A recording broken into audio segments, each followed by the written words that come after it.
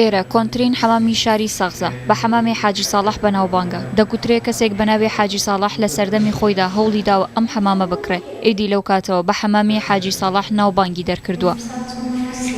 پێشینەی ئەم حەمامە بۆ سەردەمی سەفەویەکان دەگەڕێتەوە بەشێکیشی لە سەردەمی زەندیەکاندا دروستکراوە. ئەم حەمامە هەموو ئەو تایبەتمەندیانەی تێدایە کە بۆ حەمامێکی نەریتی پێویستە، لەوانە خەزێنە، خەڵوەتی، شوێنی سوتەمەنی حەمام، سیستمی ئاوەڕۆ و تا دوایی. ئەم حەمامە تا ساڵی 1975 هەر بۆ حەمامکردن سوودی لێوەرگیراوە، دواتر تا ساڵی 2002 وەک زۆرخانە سوودی لێوەرگیراوە. لەو زەمانە کە بوو بە زۆرخانە چون هیچ چاودێریەک بەسەریەوە نەبوو، ئاسیبی زۆری پێوارد بووە، ئەو نەقاشیانە زۆری لە بین چوو. چەندین ساڵێرە سوودی لێوەرناگیرێ. بەرپرسان لە شاری سەغز ماوەیەک پێش بەهۆی کەمی بوجەوە هەوڵیانداوە بە کردی تایبەتی بدەن، ئەمەش نەڕەزایەتی لە هێنگرانی شوێنەوارە دیرۆکیەکانی لێکەوتەوە.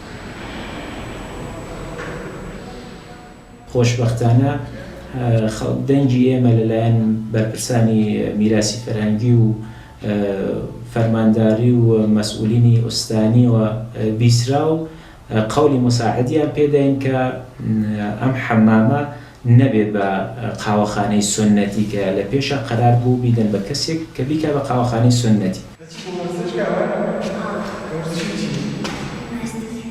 لایەنە پەیوەندیدارەکان ئێستا لێکۆڵینەوە لەسەر ئەوە دەکەن کە ئەم حەمامە بکەن بەچی کە لە نێو نەچێت. پێشنیارێک ئەوەیە کە بکرێتە مۆزەخانە.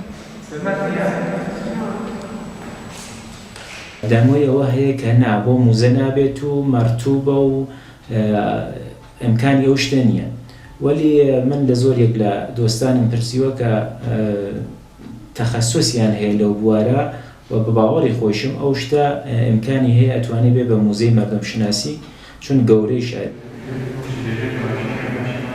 ناڕوونی لە چارەنووسی ئەم شوێنە مێژوویە داوای کردووە کە مەترسی لە نێوچوونی لەسەر دروست بێت، هەر بۆیە شەماوەیەک پێش 40 ملیۆن تمەن بۆ پاراستنی ئێرە تەرخان کرا. بڕیارە بەرپرسانی شاری سەغز بڕیاری کۆتایی لەسەر ئێرە بدەن کە بکرێت بەچی، بەڵام بە مەرجێک خەسارێکی پێنەگات.